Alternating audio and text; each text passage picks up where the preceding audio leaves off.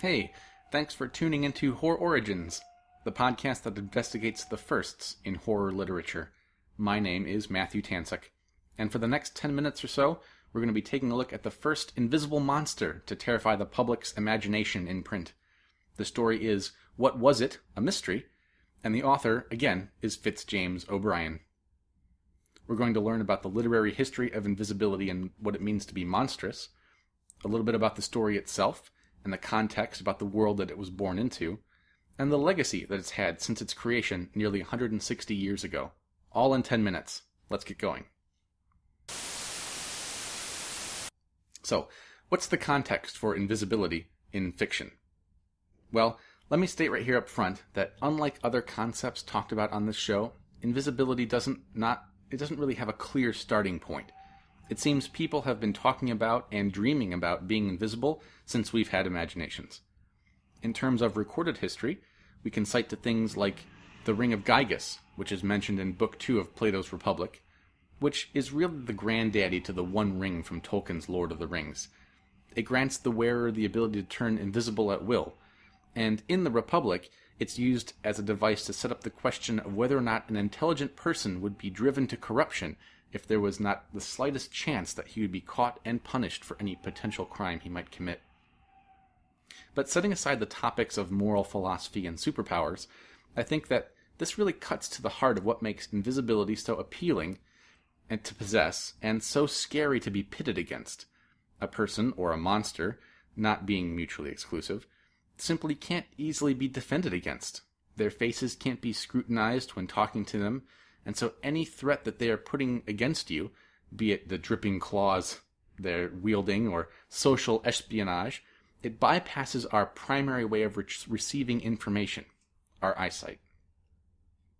Perhaps when you first read the title of this episode, your mind immediately went to the famous H.G. Wells piece, The Invisible Man. And while that piece did do a lot to popularize what it would be like to be invisible and put that in the minds of its readers, of the Pearson's Weekly, the periodical where it was serialized, the concept of the invisible monster first appeared in popular horror fiction nearly 4 decades before that story came out. Let's take a look at what it means to be monstrous. Monsters, like the concept of invisibility, is not something that really has a originating point.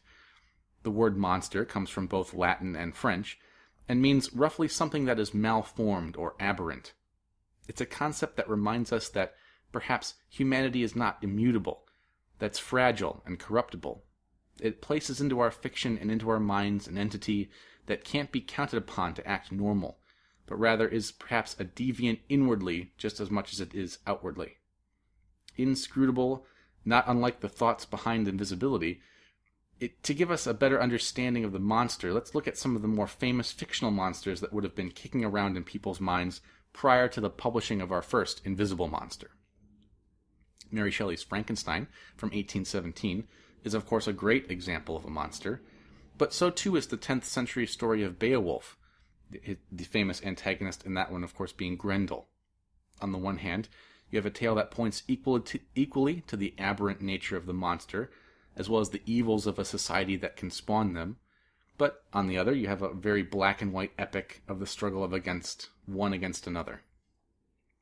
And certainly a struggle against what is generally referred to as the other.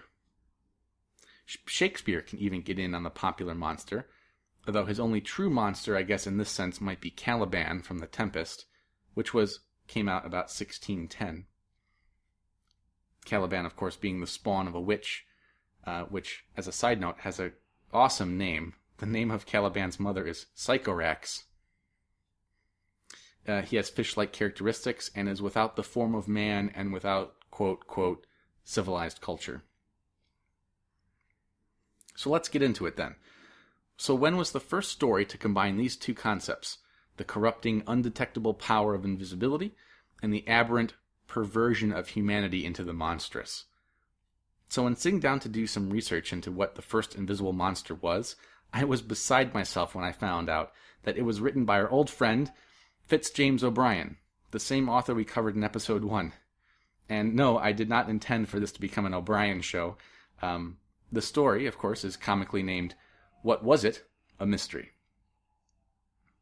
And this story, much like the later and more widely read Diamond Lens, shows the beginning of a shift in this type of literature to one that is much more based in realism and rooted in the science and real-life relatable locations and people. And the story I'm going to talk about in this episode, I will spoil it, so spoiler alert here. The story revolves around an unnamed narrator that has recently moved with the rest of the tenants of his apartment building into a fancier one in a more upscale neighborhood in New York. No one wanted to live in the new building on account of rumors of it being haunted, and so it was devised by their landlord that they would all move up to the new place if they could tolerate these supposed hauntings.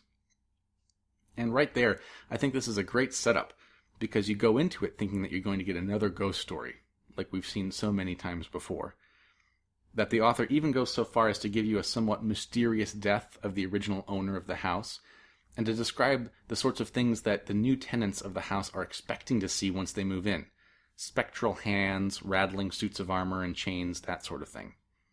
But what you actually get with this story is the main character getting attacked by something, and then once he manages to get the upper hand on the combatant, or the thing that attacks him, it turns out that it's completely invisible.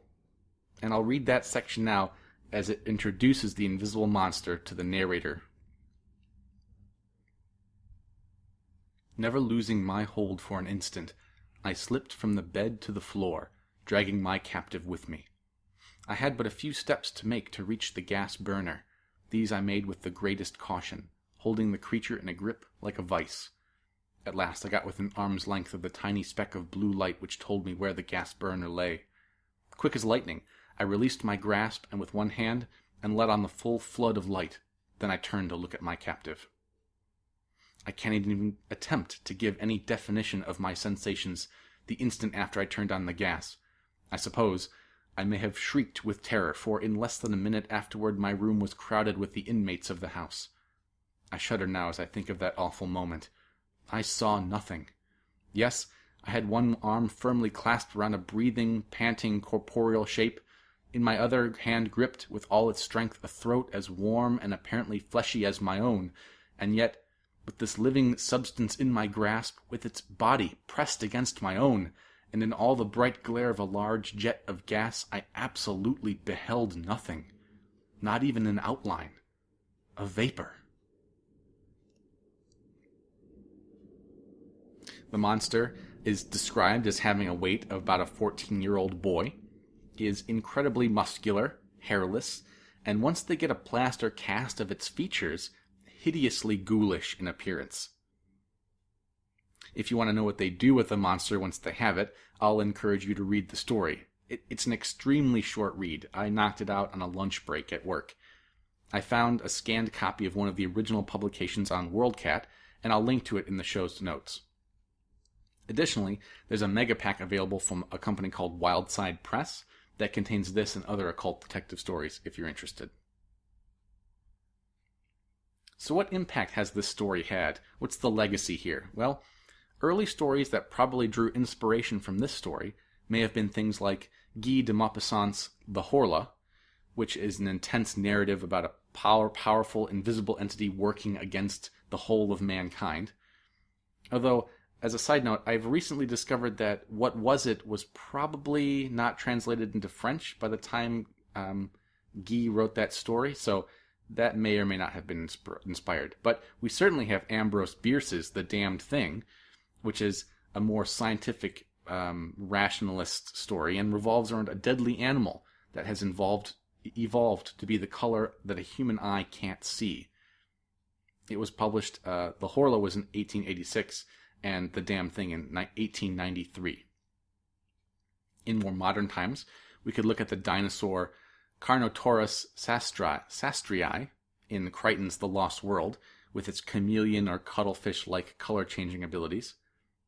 Whatever is stalking the various characters in Mark C. Danielewski's House of Leaves, or even the witch in the Blair Witch Project, or the Predator in the Alien Predator series.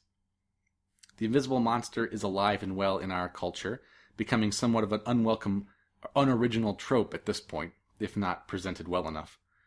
But there was a time, as we have seen, that this was far from the case. So kudos to Fitz James O'Brien for yet another cutting-edge creative idea.